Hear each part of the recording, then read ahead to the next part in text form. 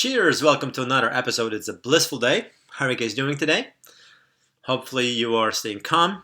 Hopefully you are able to sleep, rest, read, and do any exercises you're choosing to do at your own home. So I drink to all of those. Today I will talk about a few little things that I've been kind of noticing what's going on. I got a really cute message from my cousin who lives in Poland with her two kids, and she lives in a different town than my grandma.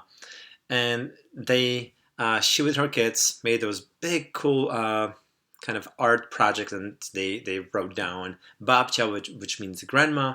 We love you. How are you doing? And they went to do a little performance slash play, and my grandma was watching all of this from the first floor on the balcony. They were, in a safe distance down on the ground, doing it. And when I saw it, I was like, man, it's like simple things, right? Doesn't really take that much effort. It's just go and do those little tiny things that at the end will add up. I'm also curious to find out, guys, what are you doing to occupy your free time? And for me personally, time is going by so fast. Even a few phone calls, work on the internet, record this, read, watch a movie, and then it's clean a little bit, eats a lot of garlic. Yes, so maybe there is a beautiful thing that you cannot, meet me face in face, that I'm staying all locked up, self-isolating.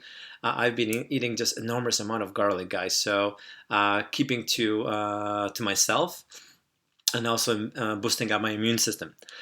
But I also discovered, excuse me, see, I'm coughing a little bit, but I'm not bad. I'm feeling really, really good. I cannot really complain. I've noticed this really cool post on social media, and I started doing a little bit of research about this lady called Margaret Mead. She was an American anthropologist. She was an author, a speaker, very well known in the 60s and 70s. And I read some of her short little phrases, quotes, and I thought they were so accurate that I've decided to kind of this episode dedicated to her. So there's a really cool story I'm gonna get into in a minute. But before we get there, I'm gonna read some of two quotes that I really, really like, and I think they're really powerful. Quote number one: "Children must be taught how to think, not what to think." And it sounds like such a basic and common concept, but I think it's, especially being a dad, that's something that really resonated with me. And it's just allowing them the freedom. And I think how it corresponds right now with us as adults, and especially how we're consuming massive amount of information, I think it's important for us to draw our own conclusions. So I thought that quote was like especially important, nowadays, and to be quite honest, always will be. Second quote that I really like is, "Never doubt that a small group of thoughtful, committed citizens can change the world. Indeed, it is the only thing that ever has." So whatever you're doing, guys, keep on doing it.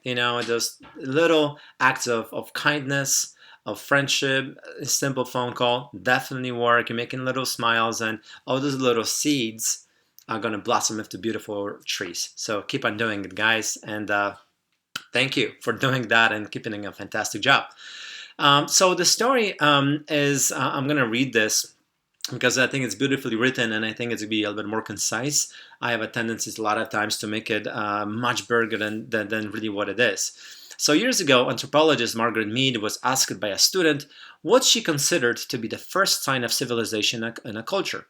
The student expected Mead to talk about fish hooks, clay pots, or grinding stones. But no, Mead said that the first sign of civilization in an ancient culture was a femur, a thigh bone, that has been broken and then healed. Mead explained that in the animal kingdom, if you break your leg, you die. You cannot run from danger, get to the river for a drink, or hunt for food. You are meat for prowling beasts. No animal survives a broken leg long enough for the bone to heal. A broken femur has had healed is evidence that someone has taken time to stay with the one who fell, has bound up the wound, has carried that person to safety, and has tended that person through recovery.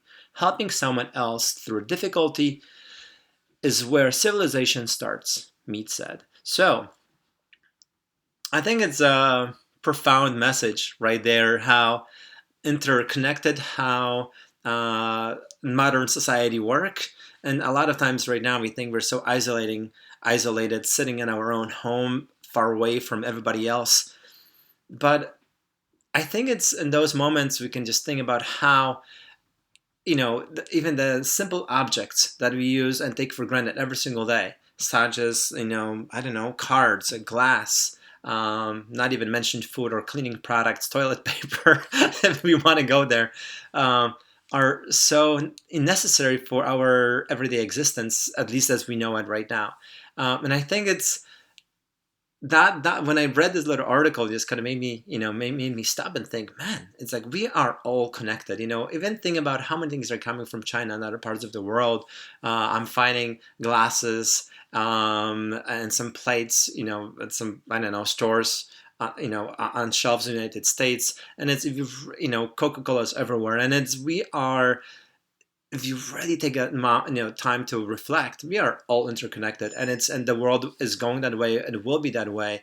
And I think it's we have to realize that. So maybe this is an opportunity to think how interconnected we are, how we all want the same thing, how we are experiencing this on an all global scale at the same time. But I think it's kindness, love is very universal. And I think it's, I'm glad that we've reached a point that we can, even though it's extremely difficult to get through this, but we can get this as a human experience, and hopefully learn as much as possible and continue on and make a better civilization and make better decisions in the future. So think about that. Be kind, go on smiling, be grateful for what we have, and I'll talk to you tomorrow.